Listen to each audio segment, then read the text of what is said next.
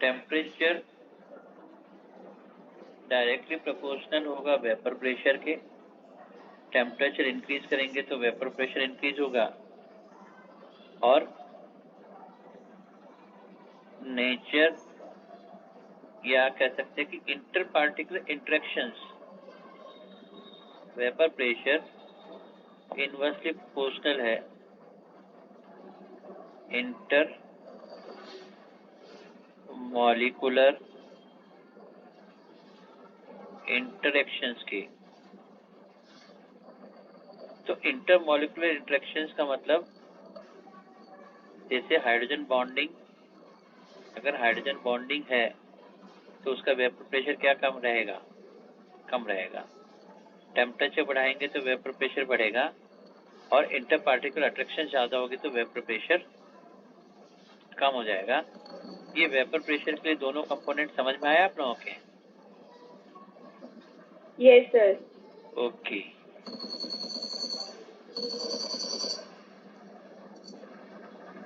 अब हम बात कर रहे हैं राउल्ट्स लॉ।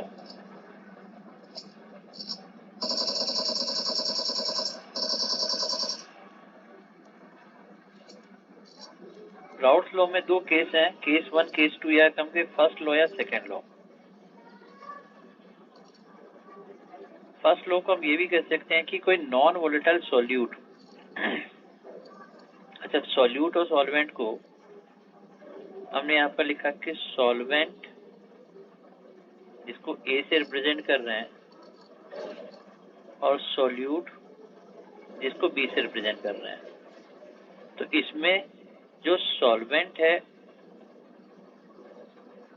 वो वोलेटाइल है और जो सॉल्यूट है वो क्या है? Non volatile. मतलब ये कंडीशन हम पहले से एज्यूम करके चल रहे हैं कि राउल्ट्स फर्स्ट लॉ का मतलब solute is non volatile and solvent is volatile. इस कंडीशन में अब जरा ये देखिए कि सॉल्वेंट नॉन वोलेटाइल है, सॉल्यूट वोलेटाइल है। हमने यहाँ पर एक बीकर में अभी कोई लिक्विड फिलअप कर दिया और इस लिक्विड के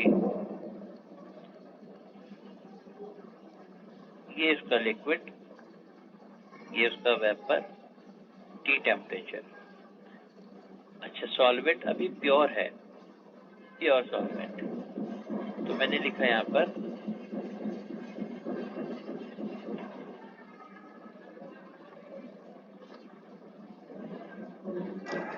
तो प्योर सॉल्वेंट होगा तो मोल फ्रैक्शन इसका कितना हो जाएगा? 1। प्योर सॉल्वेंट है इसका मोल फ्रैक्शन हो गया 1। अब क्या हो रहा है? ये कौन बोल रहा है भाई? अरे पहचान नहीं रहे हो क्या? केमिस्ट्री क्लास चल रही है।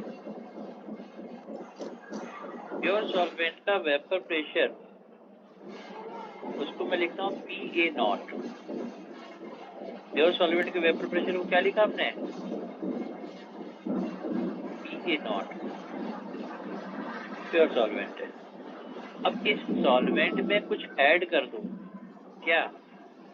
नॉन वोलेटाइल सॉल्यूट, इसके अंदर नॉन वोलेटाइल सॉल्यूट हमने डाल दिया इसमें B। अब ये बताओ सॉल्वेंट में सॉल्यूट डाल दोगे तो क्या बन जाएगा? सॉल्यूशन। अब देखो ये बन गया सॉल्यूशन। अब इस सॉल्यूशन के अंदर पहले सारे सॉल्वेंट के पार्टिकल थे, अब ये पार्टिकल तो है सॉल्वेंट के और ये पार्टिकल अब आ गए सॉल्यूट के। ये सॉलिड सॉलिड जो डार्क बना रहे हैं वो सॉल्यूट के पार्टिकल्स आ गए। पहले सरफेस पर सारे सॉल्वेंट के पार्टिकल थे, अब कुछ सॉल्वेंट है, कुछ सोल्यूट है, और सॉल्वेंट तो वोलेटाइल है, सोल्यूट क्या है? Non volatile. अब जब सोल्यूट नॉन वोलेटाइल है, ये उसका लिक्विड, ये उसका वेपर, तो जो वेपर प्रेशर बनने का वो प्योर सॉल्वेंट से ज्यादा होगा या कम? कम। कम होगा। कम। क्यों भाई, कम क्यों होगा? Non volatile solvent. क्योंकि देखो सरफेस पर number of solvent particles per unit area कम हो गए। देखो एरिया तो उतना ही है, सरफेस एरिया उतना ही है, वो चेंज नहीं हुआ, लेकिन पहले solvent particle per unit area ज्यादा थे, अब solvent particle per unit area कम हो गए। और जो नॉन वोलेटाइल सोल्यूट है वो तो वोलेटाइल होता नहीं है। अब जो सोल्यूशन का वेपर प्रेशर बनेगा उसको हम लिख रहे हैं PS। तो यहाँ पर PS क्या हो गया? Vapour pressure of the solution. ये सोल्यूशन का वेपर प्रेशर हो गया, और सोल्यूशन का जो वेपर प्रेशर होगा वो प्योर सॉल्वेंट के कंपैरिजन में कम हो जाएगा। तो देखो अब इसको मैं रिप्रेजेंट कर रहा हूँ ऐसे कि vapour pressure of the solution, मैंने लिखा vapour pressure of the solution मतलब PS डायरेक्टली प्रोपोर्शनल होगा किसके? मोल फ्रैक्शन ऑफ सॉल्वेंट के, क्योंकि सॉल्वेंट ही वोलेटाइल है, तो ये जो वेपर प्रेशर है वो सॉल्वेंट के मोल फ्रैक्शन के डायरेक्टली प्रोपोर्शनल। अब मैं इसको लिख रहा हूँ PS इक्वल्स टू KXA। यहाँ पर K प्रोपोर्शनलिटी कांस्टेंट है, क्या हो गया? K हो गया प्रोपोर्शनलिटी कांस्टेंट। अब अगर XA की वैल्यू 1 रखें तो K किसके इक्वल हो जाएगा? PS के। इस वाले में इस XA की वैल्यू को 1 रख दो तो K किसके इक्वल हो गया? PS के। और अगर K PS के इक्वल हो गया तो आप इस वैल्यू को यहाँ पर पुट कर दें, K की वैल्यू यहाँ रखी, तो अब आपके पास सॉल्यूशन ये फॉर्मूला हो गया PS is equal to PA, sorry K हो जाएगा PA नॉट के, क्योंकि सॉल्वेंट प्योर है, ये PA नॉट के इक्वल हो गया, ये बन गया PA not XA। PS is equal to PA not XA, ये राउट्स फर्स्ट लॉ का फॉर्मूला है, क्योंकि केवल सॉल्वेंट ही वोलेटाइल है, सॉल्यूट नॉन वोलेटाइल है, इसलिए ये रिलेशन फर्स्ट लॉ राउट्स के लिए हम लोग यूज करते हैं। यहाँ तक नोट किया सब लोगों ने?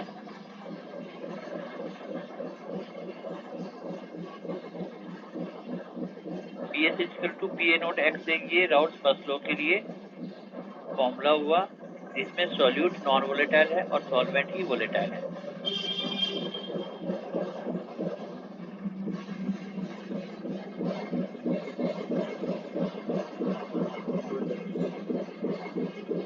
अरे भाई नोट कर लिया सबने? Yes sir. चलिए नाउ राउट्स सेकेंड लॉ। अब हम यहाँ पर सेकेंड लॉ की बात कर रहे हैं, मतलब कंडीशन नंबर 2।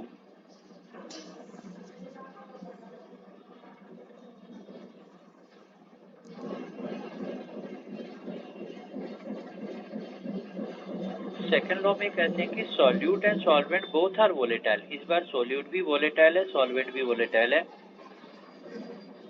तो solvent A and solute B, और ये दोनों क्या हैं? वोलेटाइल हैं, दोनों की वेपर बन रही है।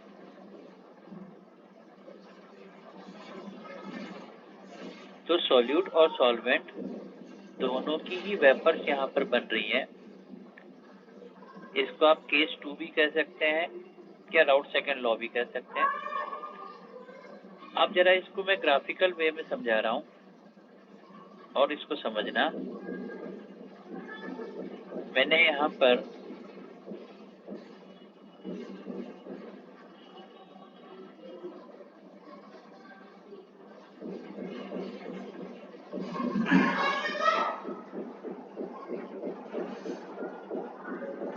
एक प्योर सॉल्वेंट लिया, एक तरफ वेपर प्रेशर और इस तरफ मोल फ्रैक्शन।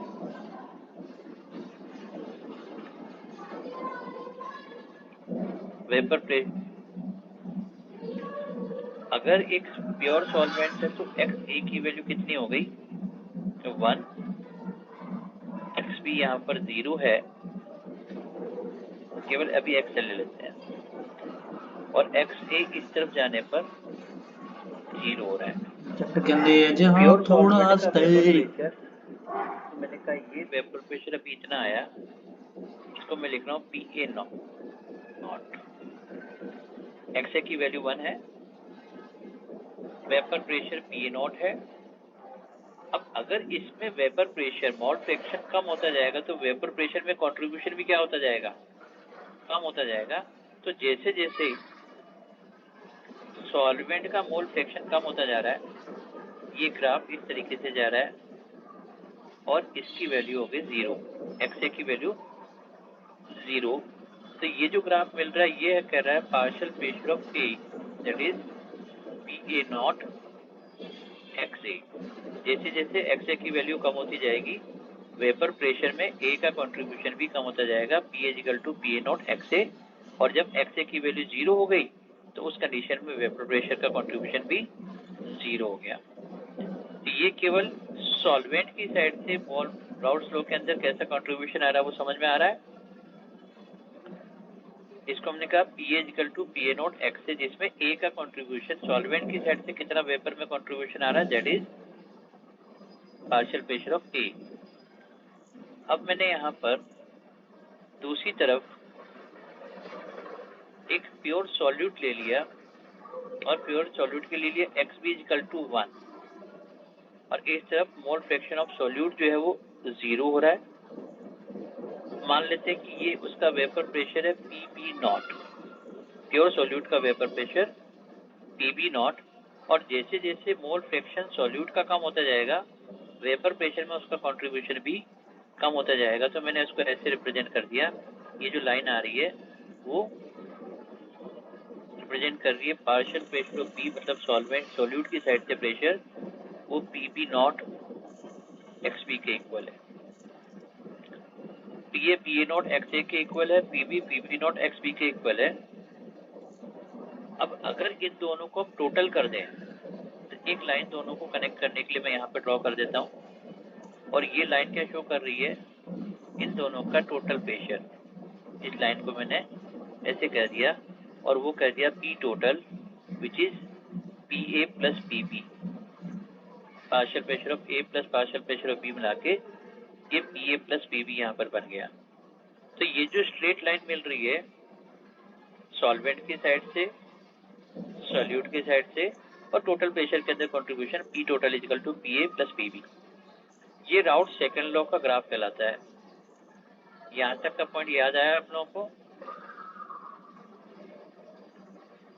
अब इसको मैं ऐसे रिप्रेजेंट कर रहा हूँ, देखिए मैंने इसको यहाँ पर ये लिखा कि मोल फ्रैक्शन में जो कंट्रीब्यूशन आ रहा है वो टोटल प्रेशर हो गया P टोटल, तो ये हो गया P total = partial pressure of A plus partial pressure of B, solute और सॉल्वेंट की साइड से।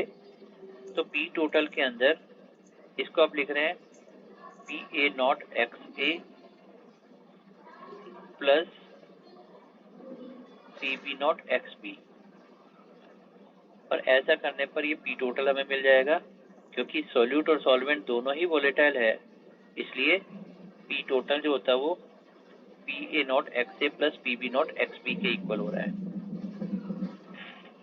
तो ये जो ग्राफ आपको यहाँ पर दिख रहा है, ये ग्राफ आपको राउल्ट सेकेंड लॉ का ग्राफ कंसिडर होता है, इसमें सॉल्यूट एंड सॉल्वेंट दोनों क्या है, वोलेटाइल है।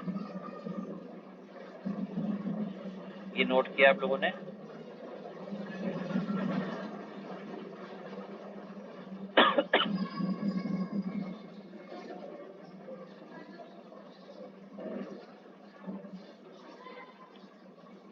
अरे भाई नोट किया सब लोगों ने? Yes, sir. Yes, sir. Yes, sir. Yes. अच्छा,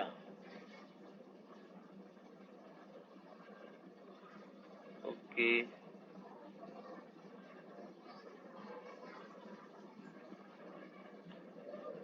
अब देखिए एक बहुत इम्पोर्टेंट पॉइंट जो बहुत फ्रिक्वेंट आता है, और वो ये, जरा केस समझना। मैंने एक कंटेनर में सॉल्यूट सॉल्वेंट दोनों लिए,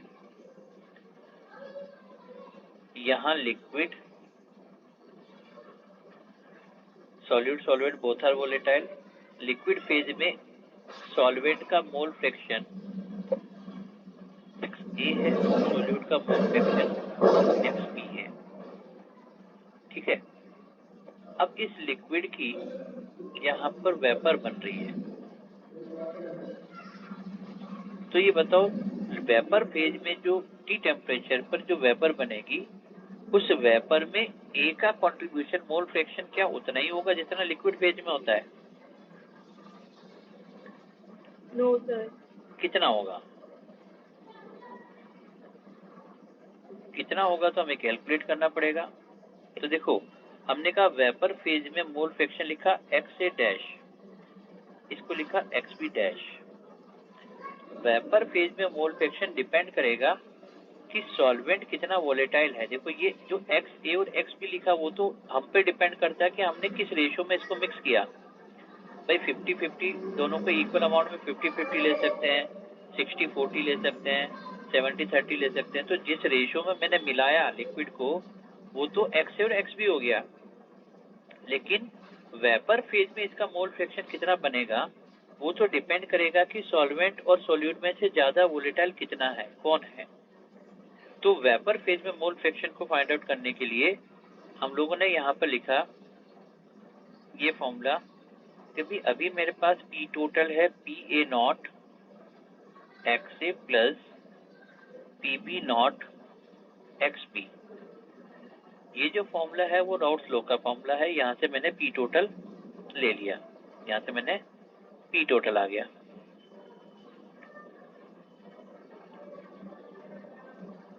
तो देखिए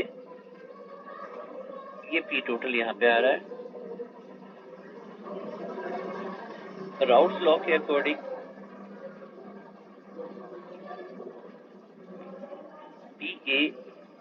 PA नॉट XA के बराबर है। PA क्या है? पार्शियल प्रेशर ऑफ A, और ये XA जो है वो लिक्विड फेज में है। लेकिन जब वेपर बनती तो वेपर्स के लिए हम लोग क्या फॉर्मूला यूज करते हैं? Dalton's law of partial pressure.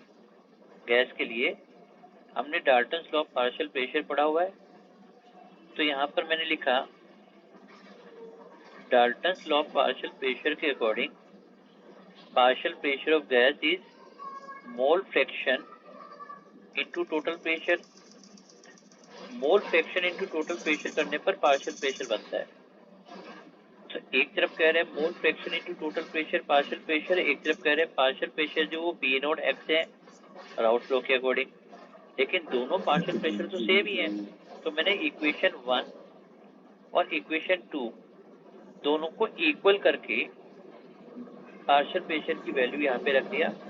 देखो अगर मैं दोनों को इक्वल करके लिखता हूँ तो यहाँ पे क्या बन रहा है? ये बन रहा XA dash P total is equal to PA not XA।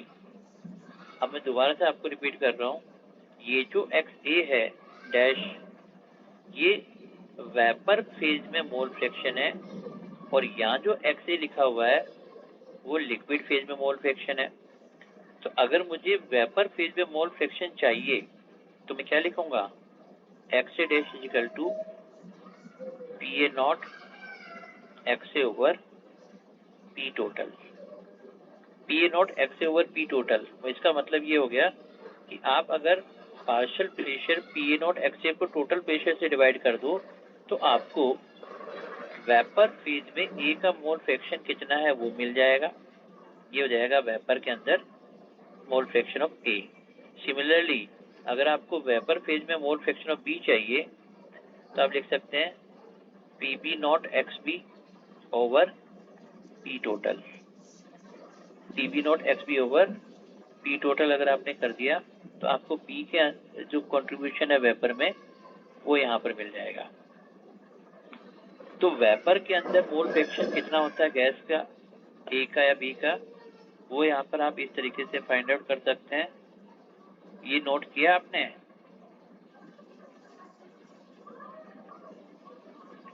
Sir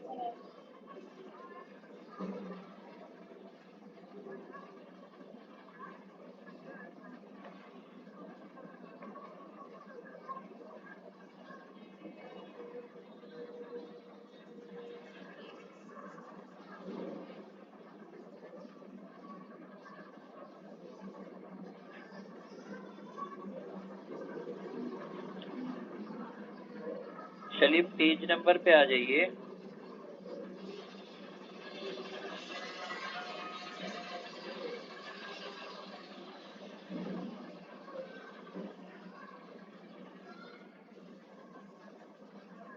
page number 116,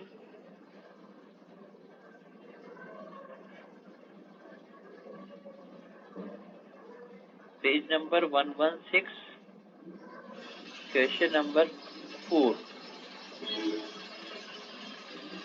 page number 116, question number 4।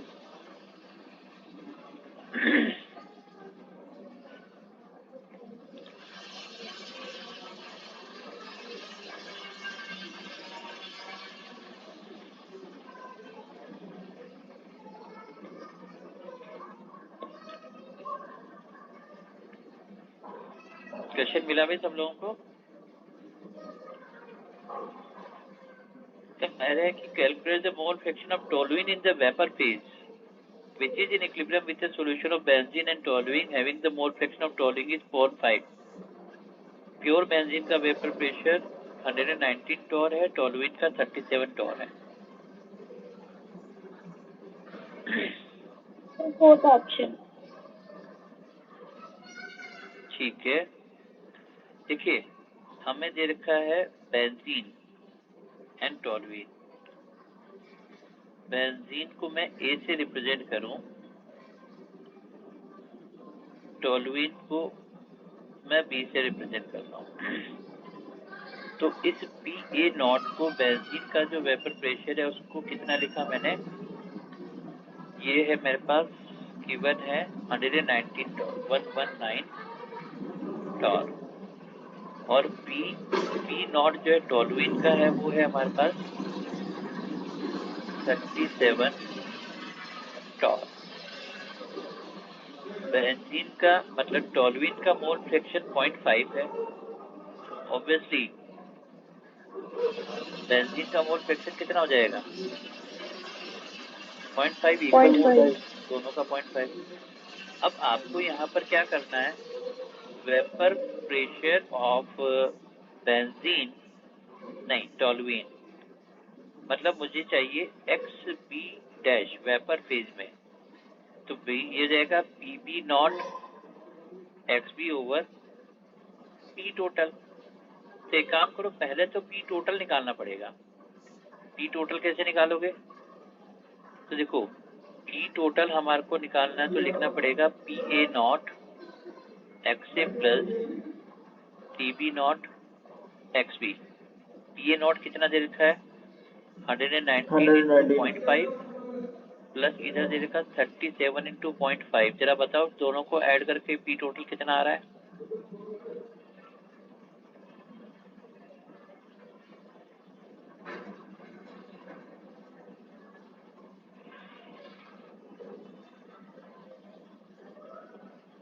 Hello भाई, पी टोटल 78। चलो आप कह रहे हैं मान लेते हैं 78 है। अब मेरे पास यहाँ पर ये फॉर्मूला अप्लाई करना है। तो देखो P B not X B, P B not X B ये कितना है, तो ये है 119 इंटू 0.5 डिवाइडेड बाय 78। तो मुझे उस टोलुइन का vapour pressure mole fraction vapour phase में मिल जाएगा। जरा सॉल्व करके देखिए कितना आ रहा है ये। 0.237 0.237। तो अगर आपको वेपर फेज में मोल फ्रैक्शन चाहिए तो पहले आप क्या करेंगे, पी टोटल निकालेंगे, P A not X A P B not X P, और फिर P A not X P over P total कर देंगे तो वेपर फेज में उसका मोल फ्रैक्शन आ जाएगा। तो प्रेशर 37 टॉर आएगा। सर प्रेशर 37 आएगा 119। वो बेंजीन का दिया हुआ है। अरे हाँ, एक सेकंड। तो बी से बेंजीन बिल्कुल ठीक है। ये वाला 37 होगा, 37 इंटू 0.5 बाय दिस, बिल्कुल ठीक है।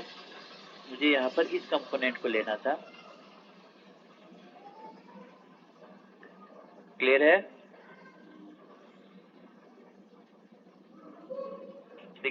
किया, समझ में आ रहा है? Yes sir. ओके, अब हम यहाँ पे बात कर रहे हैं ideal and non ideal solutions. Ideal solutions क्या होते हैं? सर यस, सर एक बार ये बताएंगे, हमने काई मतलब मोल फ्रैक्शन में ए का और बी का इक्वल क्यों लिया था 0.5 पॉइंट है? नहीं, तो क्वेश्चन में गिवन था, उसमें कहा था कि टोलुइन का मोल फ्रैक्शन 0.5 है, तो हमें पता है कि x A plus x B की वैल्यू जो होती है वो 1 होती है। अब अगर एक्स बी वाले वैल्यू 0.5 है तो 1 माइनस एक्स बी करेंगे तो एक्स आ जाएगा। 1 माइनस 0.5 किया तो 0.5 वहाँ पे मिला, इसलिए हमने इसको 0.5 ले लिया। क्लियर है ये वाला पॉइंट? Yes sir. ओके, अब हम यहाँ पे बात कर रहे हैं ideal and non ideal solution. तो पहले लिखा आइडियल सॉल्यूशंस। आइडियल सॉल्यूशंस वो होते हैं जो राउट लॉ ओबे करे कंप्लीटली। इसका मतलब जो सॉल्यूशंस राउट्स लॉ को कंप्लीटली ओबे करे।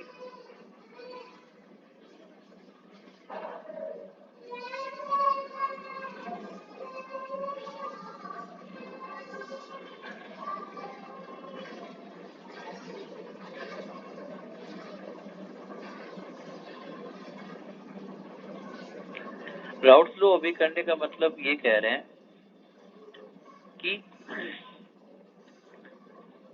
पी ए की वैल्यू मुझे P A not X A के इक्वल हो, मतलब जितना हम एक्सपेक्ट कर रहे हैं उतना ही एक्सपेरिमेंटल, मुझे थ्योरेटिकल जितना है उतना एक्सपेरिमेंटल मिले। P B equals to P B not X B,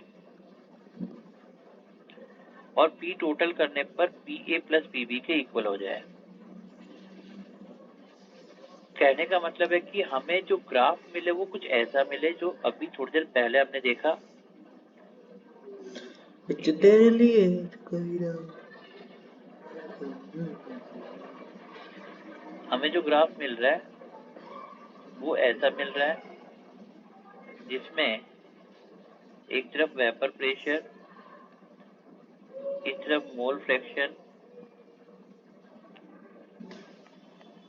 x ए की वैल्यू 1, एक्स ए की वैल्यू 0, और ये ग्राफ मुझे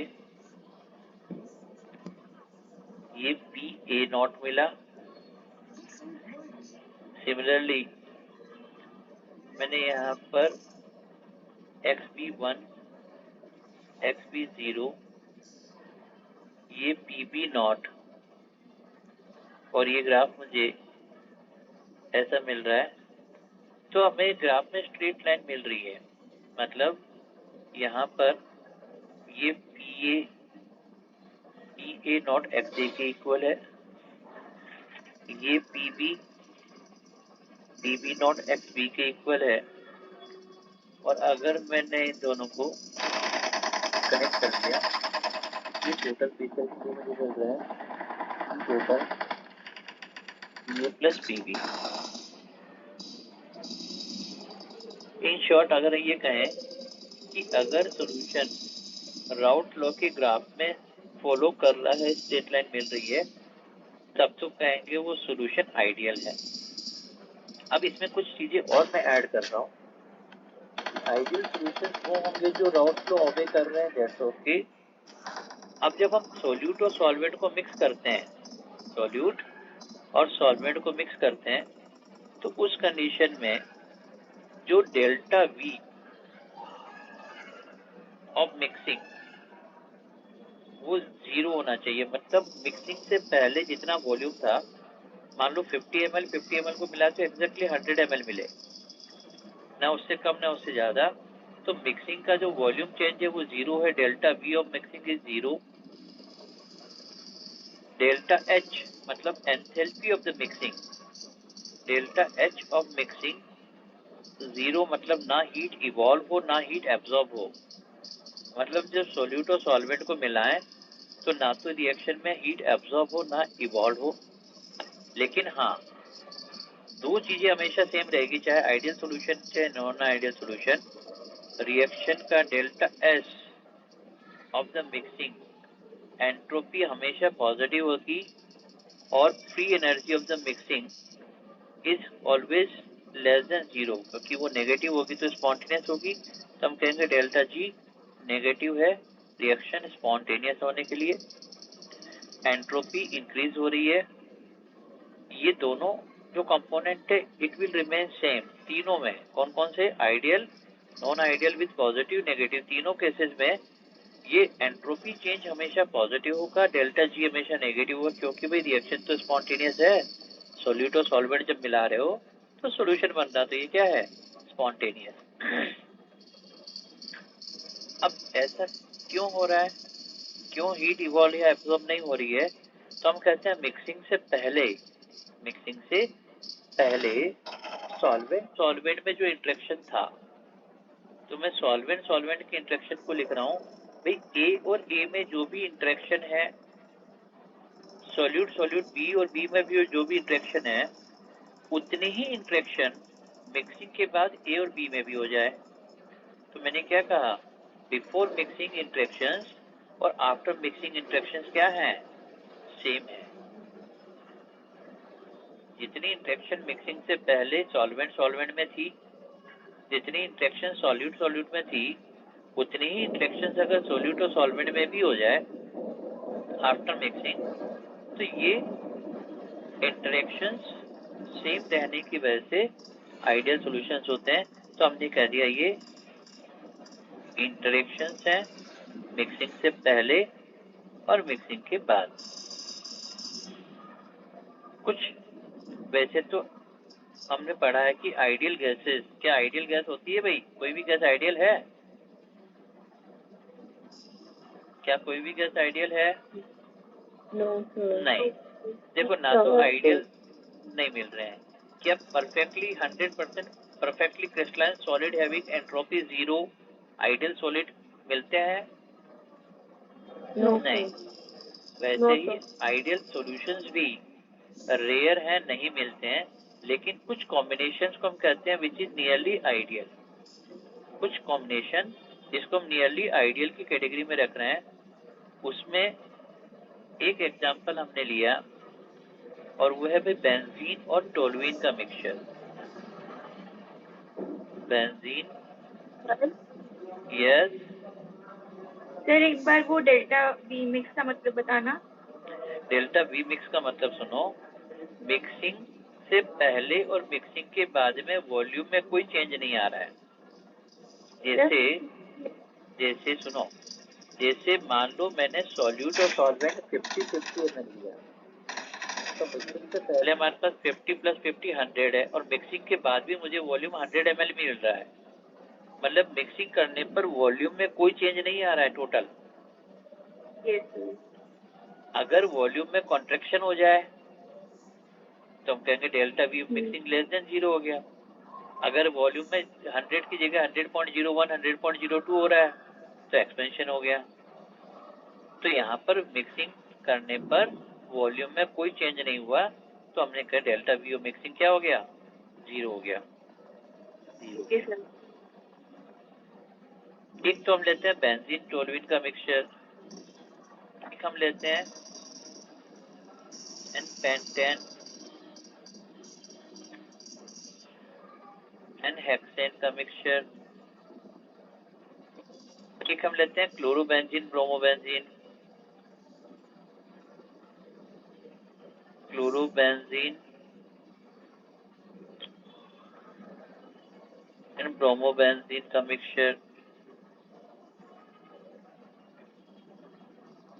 इथाइल ब्रोमाइड इथाइल आयोडाइड का मिक्सचर, इथाइल ब्रोमाइड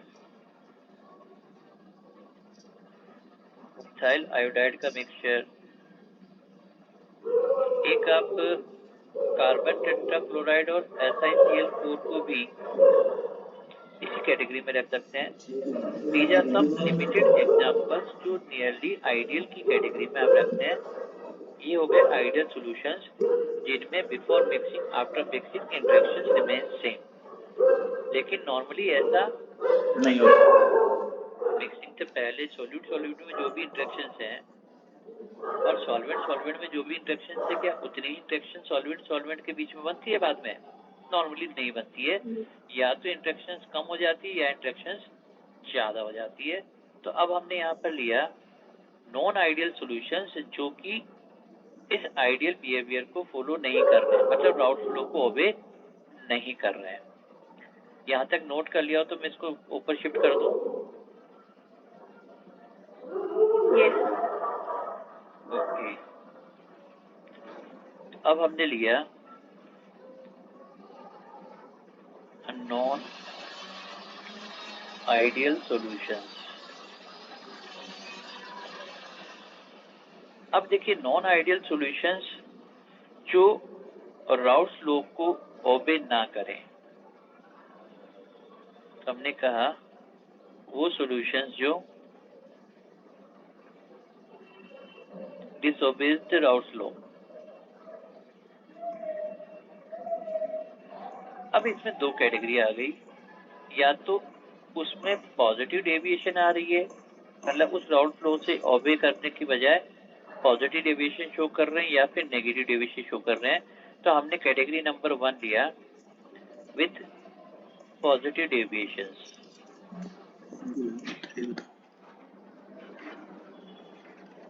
अब पॉजिटिव डेविएशन का मतलब ये हुआ कि जितना हम एक्सपेक्ट कर रहे हैं वेपर प्रेशर उससे हमें ज्यादा मिल रहा है। मतलब हमने कहा जो पार्शियल प्रेशर पी ए जो मिल रहा है वो ज्यादा मिल रहा है, किससे? जितना एक्सपेक्टेड है पी ए नॉट एक्स से, उससे भी ज्यादा वेपर प्रेशर मुझे ए की साइड से मिल रहा है। P B is also more than the expected, P B not X B से जितना था उससे ज्यादा हमें वेपर प्रेशर मिल रहा है। ऑब्वियसली जब दोनों इंडिविजुअल का कंट्रीब्यूशन भी अगर हमारे पास जितना था उससे ज्यादा हो गया तो पी टोटल भी मुझे जो एक्सपेक्टेड है वो P A plus P B जो एक्सपेक्टेड था उससे ज्यादा टोटल प्रेशर मिल जाएगा। अब इन तीनों चीजों को समझने के लिए मैं फिर से उस ग्राफ को यहाँ पर प्लॉट करता हूँ। इस बार यहाँ पर मैंने लिखा ये वेपर प्रेशर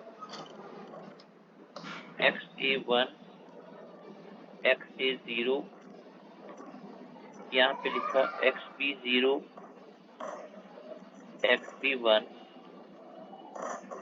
ये PA0 ये PB0। आइडियली कितना मिलना चाहिए था उसको मैं डॉटेड लाइन से दिखा रहा हूँ कि आइडियली मुझे स्ट्रेट लाइन मिलनी चाहिए थी ऐसे डॉटेड लाइन से। ये तो हो गया आइडियल, लेकिन अब मुझे जो मिल रहा है वो एक्सपेक्टेड से ज्यादा, तो वेपर प्रेशर में ए का कंट्रीब्यूशन जितना हम एक्सपेक्ट कर रहे हैं उससे ज्यादा मिल रहा है। It is more than the expected. तो मैंने यहाँ पर लिखा वेपर प्रेशर एक्सपेक्टेड से ज्यादा हो गया। इसका मतलब वेपर ज्यादा बन रही है ए की साइड से। सिमिलरली बी का जो कंट्रीब्यूशन है वो भी जितना हम एक्सपेक्ट कर रहे हैं उससे ज्यादा मिल रहा है, ये भी ज्यादा हो गया। ऑब्वियसली अगर दोनों का कंट्रीब्यूशन ज्यादा हो गया तो जो टोटल प्रेशर हम एक्सपेक्ट कर रहे हैं वो भी क्या हो जाएगा? एक्सपेक्टेड से ज्यादा हो जाएगा। तो मैंने यहाँ पर इसको कह दिया कि ये जो बी का कंट्रीब्यूशन है ये भी एक्सपेक्टेड से मुझे ज्यादा मिल रहा है, ई टोटल भी मेरे पास एक्सपेक्टेड से ज्यादा हो गया। तो इसको मैंने लिखा P A is greater than P A not X है, P B greater than P B not X P, और पी टोटल भी मेरे को इसी तरीके से एक्सपेक्टेड से ज्यादा मिल रहा है। अच्छा, अब इसमें वॉल्यूम का चेंज बताओ क्या होगा? डेल्टा वी ऑफ पॉजिटिव या ग्रेटर देन 0, मतलब अगर 50-50 ml को मिला है तो 100 की जगह 100.01, 100.02, बहुत स्लाइट इसमें वॉल्यूम में इंक्रीज मिला। एंथैल्पी ऑफ मिक्सिंग बताओ क्या होगा? ग्रेटर देन 0 का मतलब क्या हो गया? एक्सोथर्मिक या एंडोथर्मिक? एंडोथर्मिक। इसका मतलब सॉल्यूट और सॉल्वेंट जब मिक्स कर रहे हैं तो हीट थोड़ी सी इसमें क्या हो रही है? एब्जॉर्ब हो रही है। लेकिन क्योंकि रिएक्शन स्पॉन्टेनियस है, ये दो कंपोनेंट सेम रहेंगे। कौन से? Entropy of the mixing is always positive और free energy of the mixing is always negative. ये दोनों कंपोनेंट सेम रहेंगे क्योंकि रिएक्शन स्पॉन्टेनियस है। अच्छा, ऐसा क्यों बिहेव कर रहे हैं? क्योंकि मिक्सिंग से पहले जितना इंटरेक्शन ए और ए में था, जितना इंटरेक्शन बी और बी में था, वो इंटरेक्शन क्या था? ज्यादा था। और मिक्सिंग के बाद ए और बी में इंटरेक्शन हो गया कम। अगर इंटरेक्शन कम हो गया तो वो बड़ी आसानी से वोलेटाइल हो जाएंगे और वेपर का कंट्रीब्यूशन ज्यादा हो जाएगा। इसका मतलब मिक्सिंग के बाद क्या होता है? वो बड़ी आसानी से वोलेटाइल हो जाते हैं। तो ये जो इसके इंटरेक्शंस हैं, इसका रिलेशन क्या हो गया? इंटरेक्शंस में हम कहते हैं कि मिक्सिंग से पहले आपस की इंटरेक्शन ज्यादा थी सॉल्यूट सॉल्वेंट और सॉल्वेंट सॉल्वेंट में, लेकिन मिक्सिंग होने के बाद जब सॉल्यूशन बनता है तो उनमें आपस में सॉल्यूट और सॉल्वेंट की इंटरेक्शंस हो गई कम, आसानी से वोलेटाइल हो जाएंगे। तो देखो, इसके लिए कुछ कॉमन एग्जांपल्स हैं जो इस कैटेगरी में आप लिखते हैं। तो मैं यहाँ पर इनके एग्जांपल्स लिख रहा हूँ। जैसे हम ले सकते हैं एसीटोन, बेंजीन,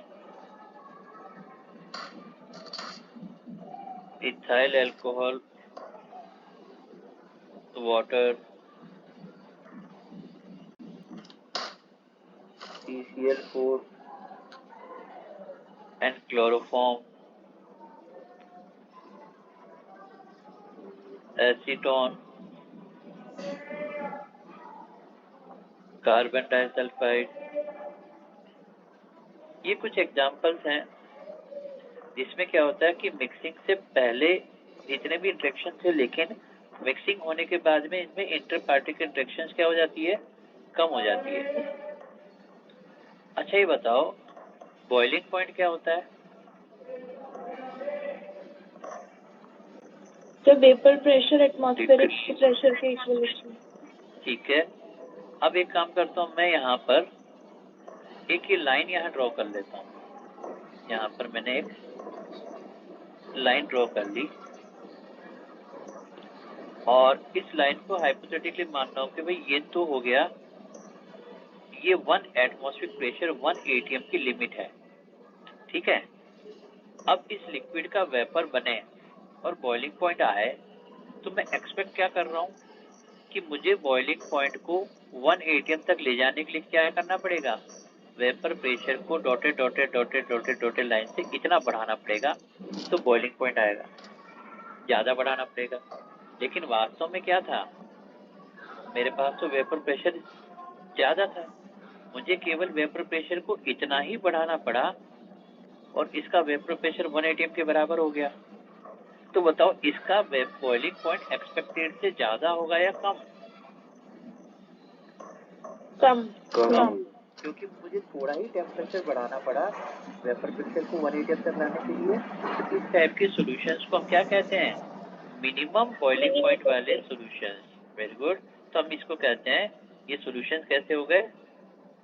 तो ये मिनिमम बॉइलिंग पॉइंट वाले सॉल्यूशंस हो गए। मतलब इन सॉल्यूशंस का जो बॉइलिंग पॉइंट है वो एक्सपेक्टेड से कम आया। जाता है। बॉइलिंग पॉइंट जितना होता है वो एक्सपेक्टेड से जल्द आ जाएगा। मिनिमम बॉइलिंग के लिए में ज़्यादा टेम्परेचर नहीं है।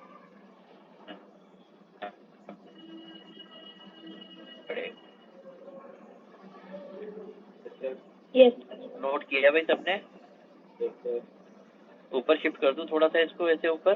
Yes sir. Okay. Now point number 2, मतलब अब बात करते हैं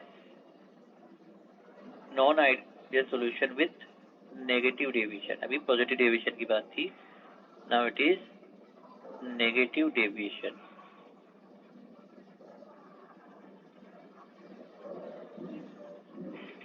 अब हम कहते हैं अगर नेगेटिव डेविएशन शो कर रहा है तो जितना एक्सपेक्टेड हमें प्रेशर है पीए, वो एक्सपेक्टेड से भी कम हो जाएगा। पीए नॉट एक्स से जो है वो एक्सपेक्टेड है उससे कम हो गया। P B also less than the expected P B not. इसको मैंने कहा ये पीबी जो है वो पीबी नॉट एक्सबी से कम है, और वैसे ही टोटल प्रेशर भी जो हमारा एक्सपेक्टेड था उससे कम हो जाएगा। इसके लिए फिर से राउल्ट लॉ के ग्राफ यहाँ बना लेते हैं।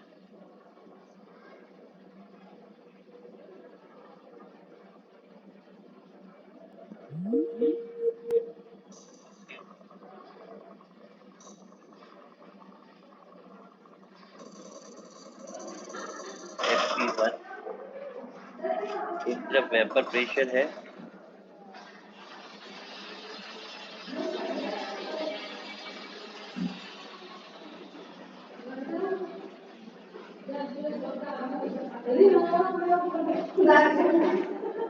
पीए नॉट मिलना चाहिए था लाइन रिजेक्ट कर ले सी ये जे मेरे हाथ थोड़ा टेढ़ा चल रहा है, कोई बात नहीं, हाथ जा रहा है।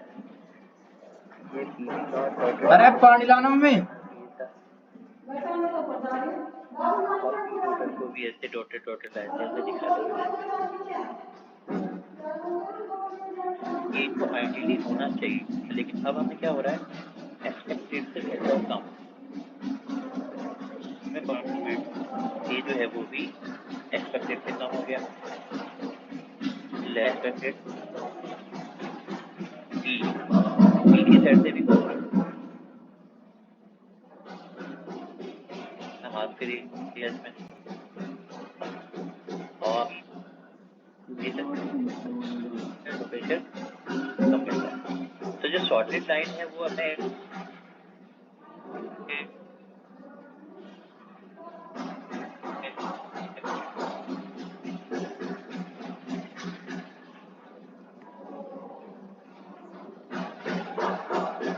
रोज की साथ में दे दी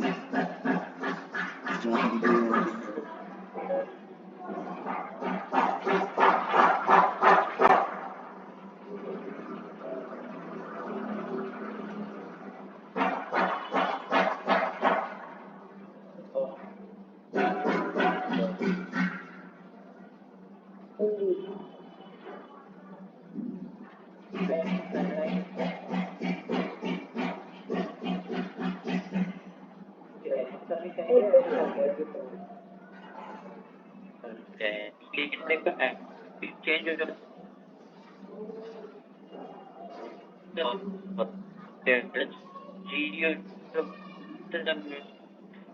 बताओ तो वो मिक्सिंग से पहले जो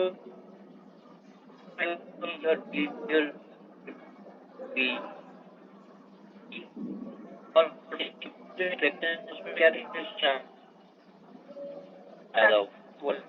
लेकिन अब आसानी से रिटर्न नहीं होंगे। क्वेश्चन का जो इलेक्ट्रिक है वो बढ़ रही है।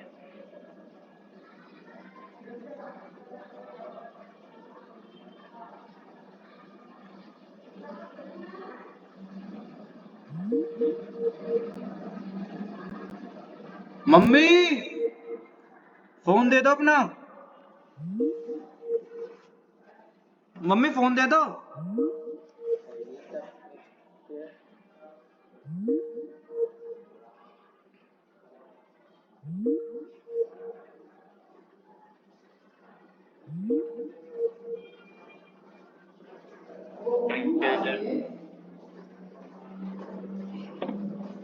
मम्मी फोन दे दो अपना, पीछे से बंद होगा, जल्दी दो।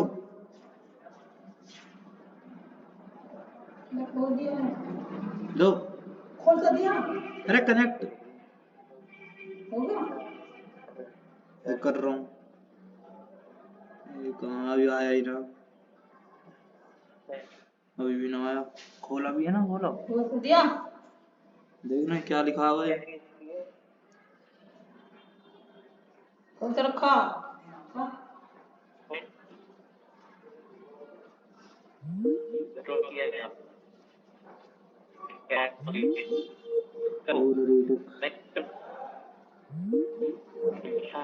कम है तो मुझे कोई कितना पड़े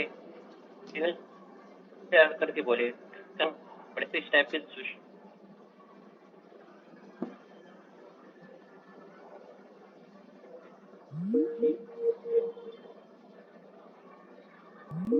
बॉइलिंग पॉइंट वाले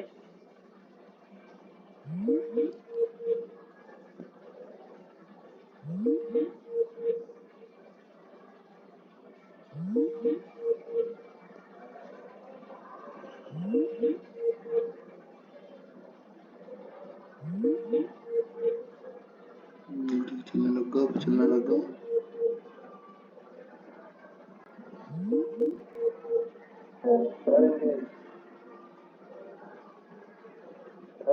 यस इनके एग्जाम्पल याद करने का कोई तरीका है क्या? देखो तरीका तो कुछ नहीं, पढ़ के ही याद होंगे। तो 2-4 बार हाथ से लिखोगे पढ़ोगे तो याद हो जाएंगे। अच्छा एक चीज यहाँ डिस्कस कर रहे हैं, और इसको ऐसे लिख रहा हूं मैं। अभी तो थोड़ी देर पहले मैंने डिस्कस किया था कि एक कंटेनर में मैंने यहाँ ले लिया लिक्विड, ये उसका लिक्विड है। लिक्विड फेज में मोल फ्रैक्शन XA था, B का मोल फ्रैक्शन XB था। अब लिक्विड की बनी वेपर T टेम्परेचर पर, वेपर में मोल फ्रैक्शन XA डैश है, B का XB डैश है।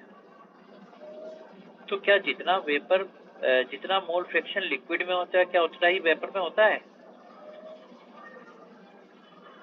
जितना मोल फ्रैक्शन लिक्विड में है उतना ही वेपर में होता है?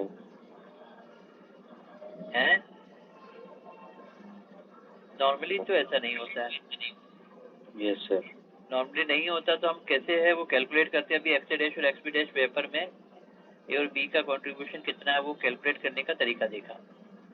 लेकिन अगर ऐसा हो, कैसा कि जितना मोल फ्रैक्शन लिक्विड में है वही मोल फ्रैक्शन वेपर में भी अगर हो जाए तो उस पर्टिकुलर कंडीशन को आप क्या कहते हैं? आप कहते हैं एजियोट्रोपिक मिक्सचर। Very good.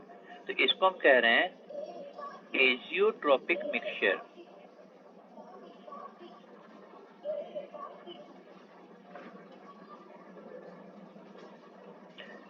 एजियोट्रोपिक मिक्सचर का मतलब हो गया वेपर और लिक्विड दोनों स्टेट के अंदर मोल फ्रैक्शन सेम हो। तो एक गिलास पानी सोल्यूट और सॉल्वेंट का जितना मोल फ्रैक्शन लिक्विड फेज में उतना ही मोल फ्रैक्शन वेपर फेज में भी होता है, और इसको हम कहते हैं कांस्टेंट बॉइलिंग एजियोट्रॉप। या एजियोट्रोपिक मिक्सचर को हम क्या कह सकते हैं कि ये एक ऐसी कंडीशन है जिसमें दोनों कंपोनेंट मतलब सॉल्वेंट और सोल्यूट बॉइलिंग पॉइंट के रेफरेंस में एक सिंगल एंटिटीज की तरह बिहेव करते हैं। दोनों का अब आप उसको सेपरेट नहीं कर सकते हैं। दोनों का वेपर प्रेशर सेम हो गया, it can not be separated by fractional distillation. वैसे फ्रैक्शनल डिस्टिलेशन में क्या करते थे, उसमें स्लाइट बॉइलिंग पॉइंट में डिफरेंस होता था तो सेपरेट होते थे। लेकिन अगर एजियोट्रोपिक मिक्सचर वाली कंडीशन आ जाती है तो it can not be separated by fractional distillation. तो हम कहते हैं कि इनका बॉइलिंग पॉइंट एक सिंगल यूनिट की तरह काम करने लगता है, सिंगल एंटिटीज की तरह काम करने लगता है, इनका एक डेफिनेट कंपोजिशन हो जाता है।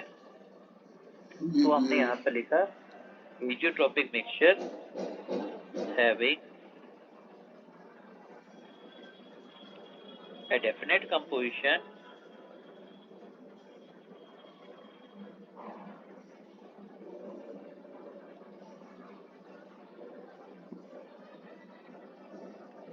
ठीक है, और इनको हम कहते हैं कांस्टेंट बॉइलिंग एजियोट्रोप्स। इसका मतलब they can not be separated by fractional distillation. आप इनको फ्रैक्शनल डिस्टिलेशन से सेपरेट नहीं कर सकते because they act as a single entities, can not be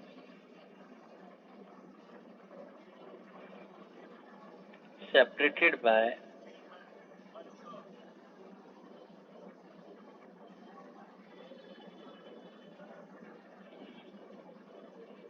fractional distillation।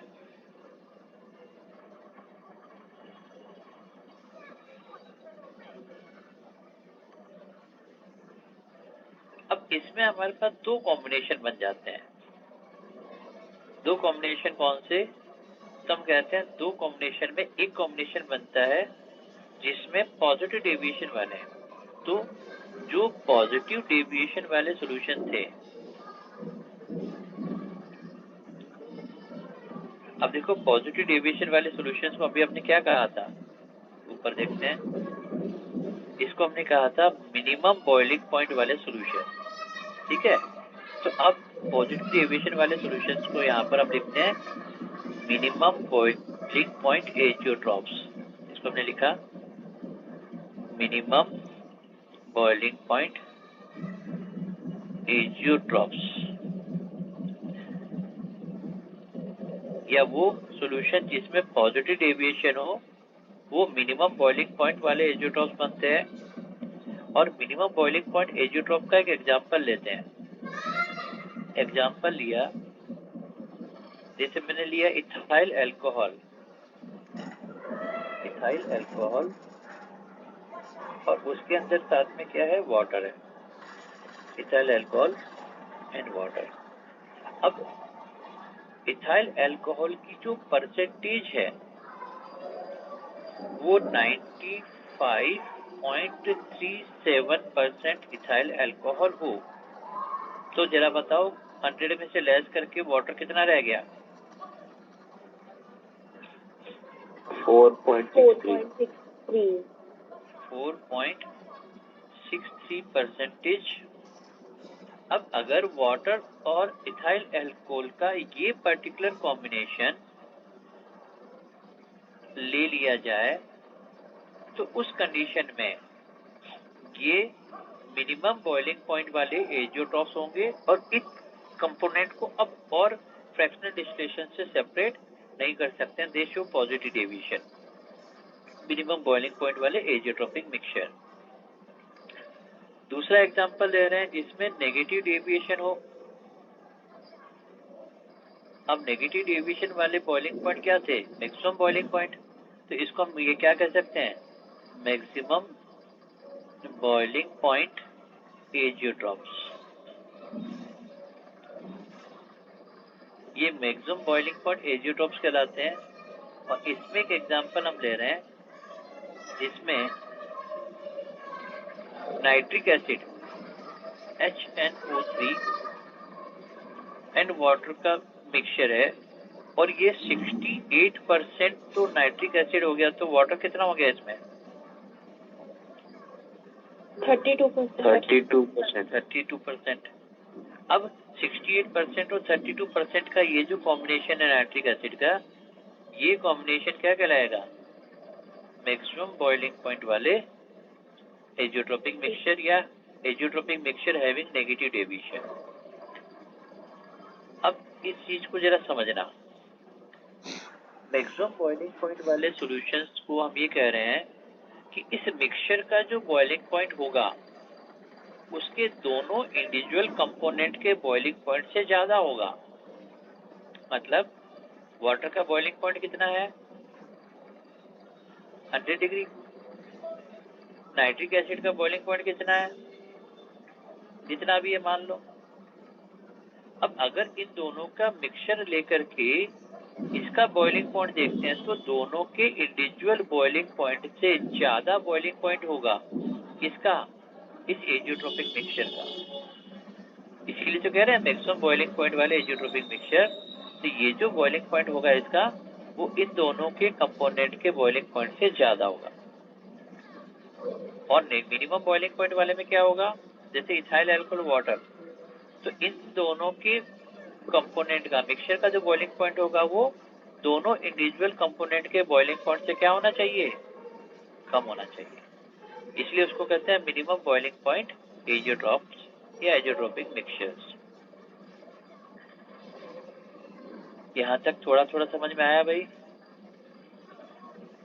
Yes sir. Note कर लिया सबने?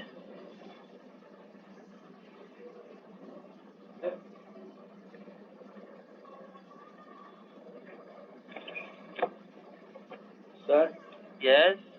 नेगेटिव डेविएशन वाले उनको फ्रैक्शनल डिस्टिलेशन से सेपरेट नहीं कर सकते ना उनको भी? दोनों को, ना नेगेटिव ना पॉजिटिव। देखो एजियोट्रोपिक मिक्सचर का मतलब ये हो गया कि दोनों इस परसेंटेज पे जितनी वेपर लिक्विड में बनेगी उतनी वेपर में बनेगी, तो सेपरेटेड नहीं होंगे, ना नेगेटिव वाले ना पॉजिटिव वाले। कोई भी एजियोट्रोपिक मिक्सचर अब आप फ्रैक्शनल डिस्टिलेशन से सेपरेट नहीं कर सकते हैं। क्लियर है? चलिए यहाँ तक नोट कर लिया आप लोगों ने? Yes sir. ठीक है, मैं इसको ऊपर शिफ्ट करता हूँ। अब लिक्विड सॉल्यूशंस का जो मेन कंपोनेंट है वो डिस्कस कर लेते हैं, और उन प्रॉपर्टीज को हम कहते हैं कॉलिगेटिव प्रॉपर्टीज। तो अब हम डिस्कस कर रहे हैं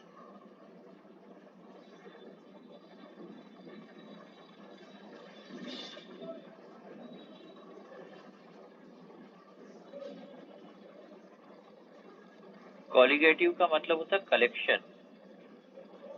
वो प्रॉपर्टीज जो नंबर ऑफ पार्टिकल्स पे डिपेंड करें, कलेक्शन पे, नेचर ऑफ पार्टिकल पे नहीं।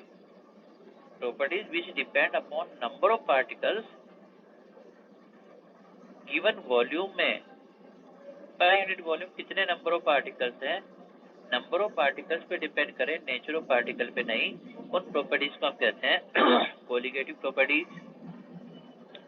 तो देखो हमारे पास 4 प्रॉपर्टीज ऐसी हैं जिसको हम कॉलिगेटिव की कैटेगरी में रखते हैं। एक है उसमें relative lowering in vapour pressure,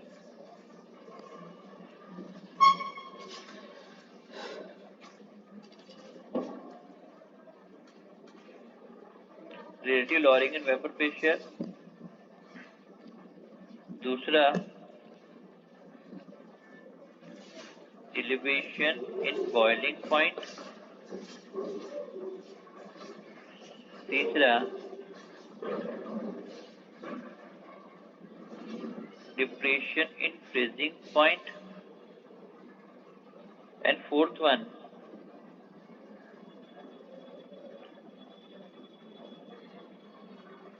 osmotic pressure. ये चारों कॉलिगेटिव जो प्रॉपर्टीज हैं उनको आप कहते हैं कॉलिगेटिव प्रॉपर्टीज, बिकॉज ये प्रॉपर्टीज डिपेंड करती है केवल नंबर ऑफ पार्टिकल्स पे, नेचर ऑफ पार्टिकल पे डिपेंड नहीं कर रही है। लेकिन इन चारों को डिस्कस करते वक्त कुछ पॉइंट है जो हम लोग ध्यान रख के चलते हैं। 3 एजम्पशंस हैं। क्या एजम्पशन है? एजम्पशन नंबर 1, हम ये मान के चल रहे हैं कि हम लोग यहाँ पर राउट्स फर्स्ट लॉ ऑबे कर रहे हैं।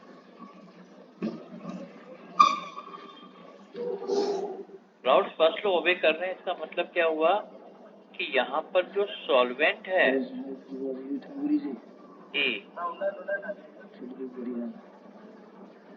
और जो सॉल्यूट है बी, इसमें से सॉल्वेंट तो वोलेटाइल है और सोल्यूट क्या है, नॉन वोलेटाइल। तो ये एजम्पशन हम मान के चल रहे हैं कि भैया सोल्यूट नॉन वोलेटाइल है, केवल सॉल्वेंट ही वोलेटाइल है, सोल्यूट नॉन वोलेटाइल है, ऐसा एज्यूम करके हम लोग इसको डिस्कस कर रहे हैं। एजम्पशन नंबर 2, ये जो सॉल्यूशन है वो नॉन इलेक्ट्रोलाइट है, सॉरी सोल्यूट इज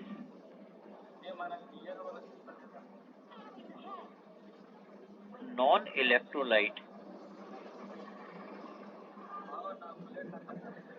जो सोल्यूट है वो नॉन इलेक्ट्रोलाइट है, मतलब हम मान के चल रहे हैं कि इसमें डिसोसिएशन या एसोसिएशन नहीं हो रहा है, ना तो नंबर ऑफ पार्टिकल मिक्सिंग के बाद डिसोसिएट होके इंक्रीज कर रहे हैं ना डिक्रीज कर रहे हैं। And assumption number 3 is solution is very dilute.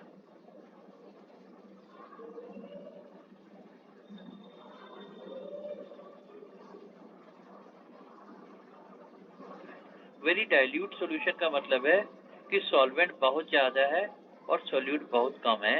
ये 3 एजम्पशंस वैलिड है ऐसा मानते हुए हम लोग अब इन चारों कॉलिगेटिव प्रॉपर्टीज को यहाँ पर डिस्कस करेंगे। तो तीनों एजम्पशंस आप लोगों को ध्यान रहेंगे। राउट्स फर्स्ट लॉ ओबे कर रहे हैं, सोल्यूट नॉन इलेक्ट्रोलाइट है और सॉल्यूशन वेरी डाइल्यूट है। अब एक एक करके उन चारों कॉलिगेटिव प्रॉपर्टीज को फिर से हम लोग यहाँ पे बात करते हैं। फर्स्ट सर थोड़ा सा अभी करते हैं बेटा, ये लो।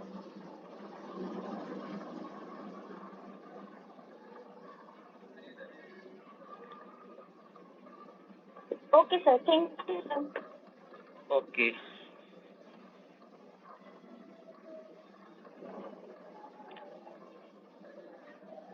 तो फर्स्ट हम यहाँ डिस्कस कर रहे हैं relative lowering in vapour pressure.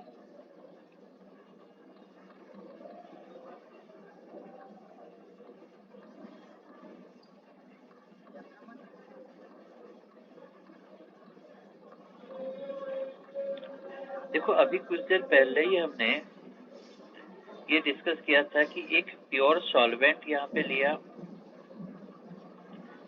ये सभी पार्टिकल सॉल्वेंट के हैं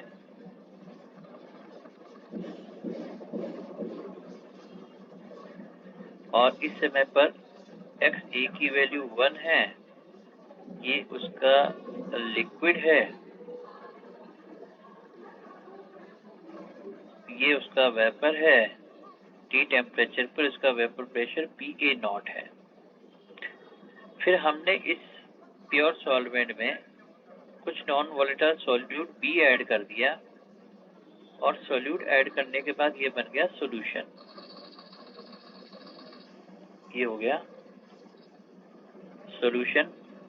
अब इस सॉल्यूशन में सोल्यूट के साथ साथ ये नॉन वोलेटाइल सोल्यूट है।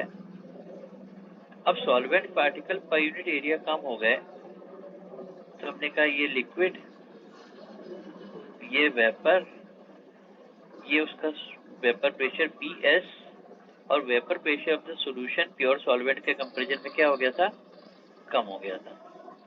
तो यहाँ तक का डिस्कशन ऑलरेडी हम लोग अभी कुछ देर पहले कर चुके थे, जिसमें हमने लिखा था कि vapour pressure of the solution PS is equal to PA0 XA। ये राउट्स फर्स्ट लॉ का हमने स्टेटमेंट यहाँ तक लिखा। अब इसी को आगे थोड़ा सा बढ़ा देते हैं। कैसे?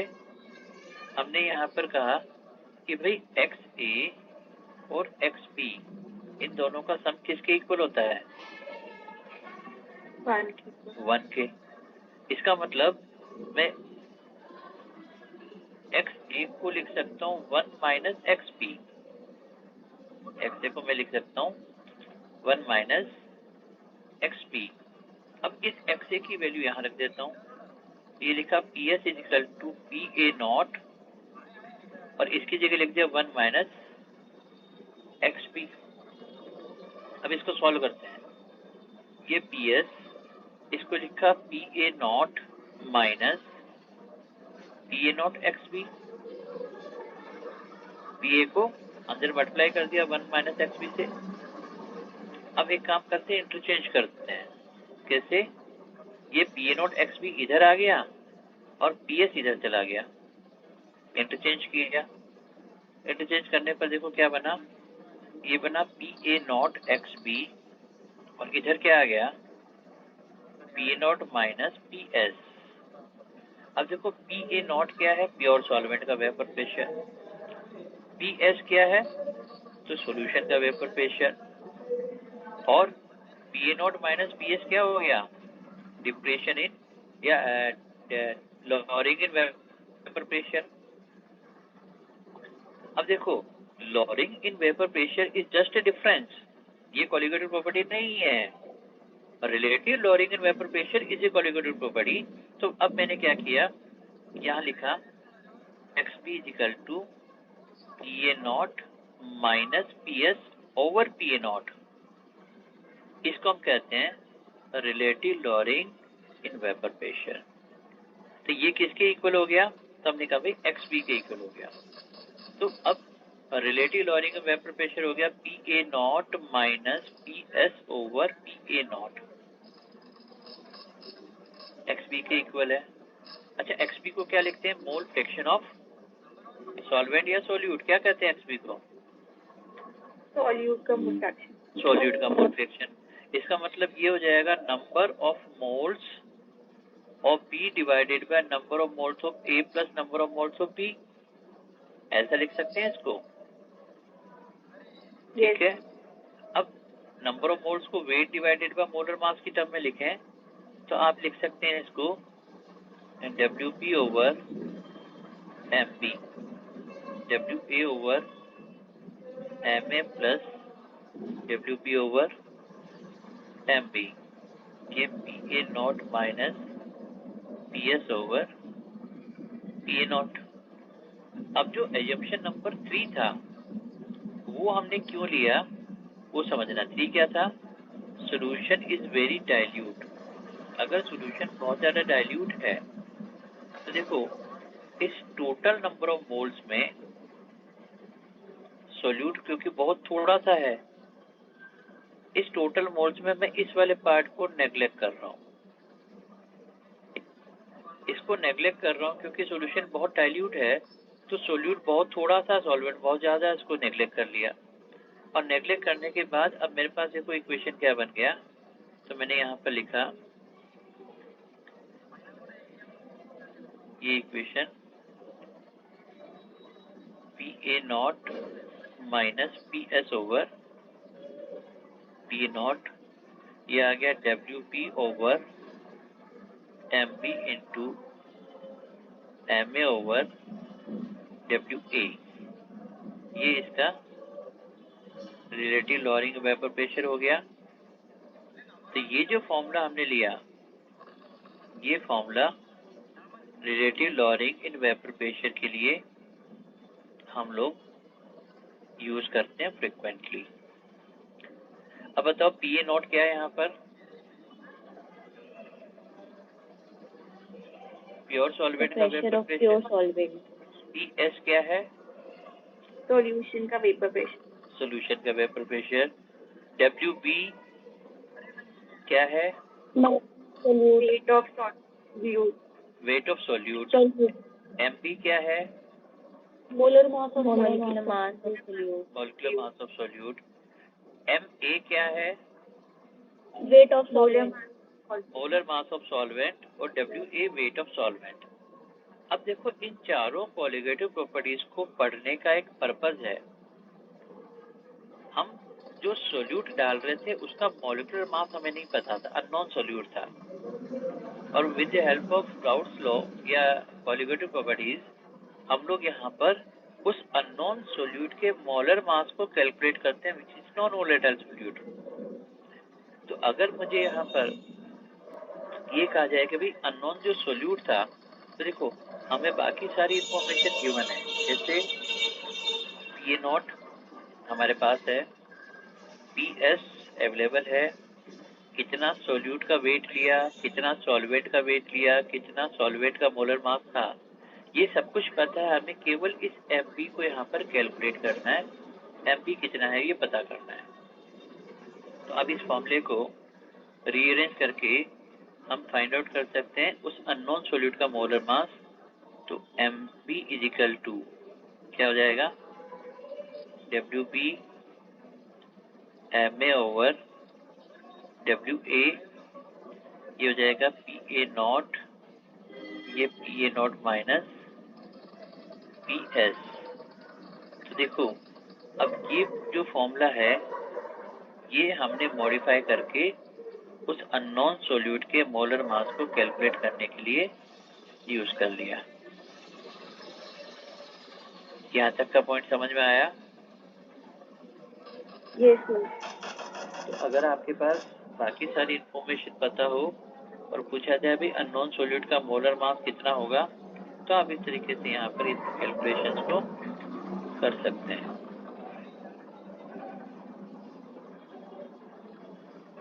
एक मिनट देना, मैं देखता हूँ क्वेश्चन कोई डायरेक्ट एक था तो सही।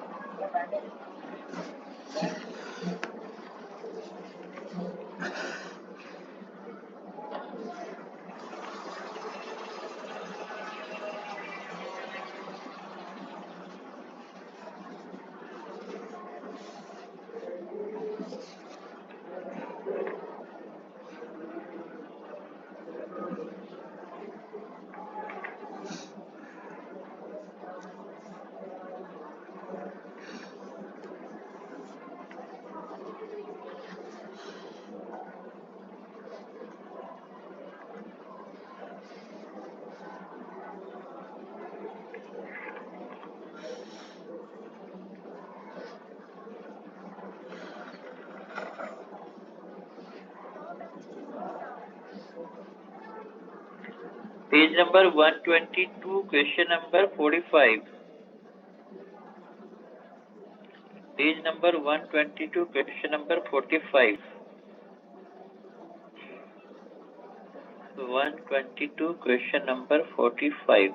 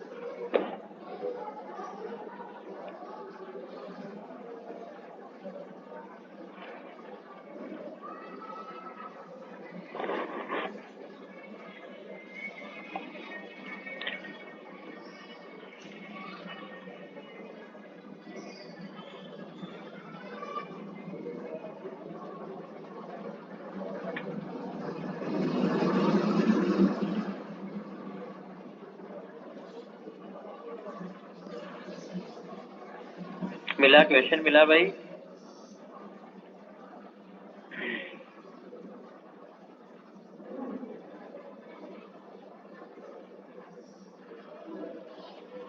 देखो हमें क्या क्या इंफॉर्मेशन दे रखी है। Non volatile non electrolyte solid weighing, तो देखो WB 2.175 gram added to benzene WA 39.08 ग्राम। ठीक है, vapour pressure of the solution PS is 600 mm of Hg, PA naught is 640 mm of Hg. What is the molar mass of solid substance? M B find out करना है। ए कौन है? Solvent. Solvent क्या है? Benzene. तो molar mass of benzene कितना है? Benzene का मोलर मास कितना होता है भाई? 78। जरा इस वैल्यू को रखो और एम बी फाइंड आउट करो, बताओ कितना आ रहा है फॉर्मूले में वैल्यू रख करके।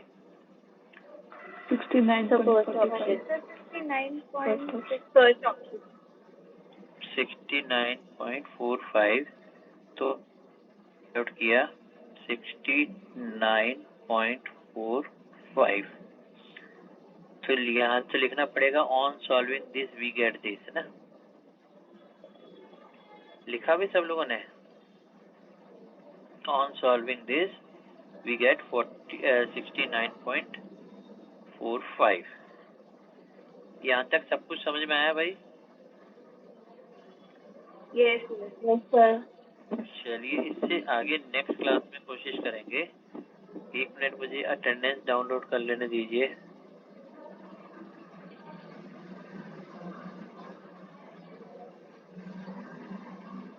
Okay, thank you.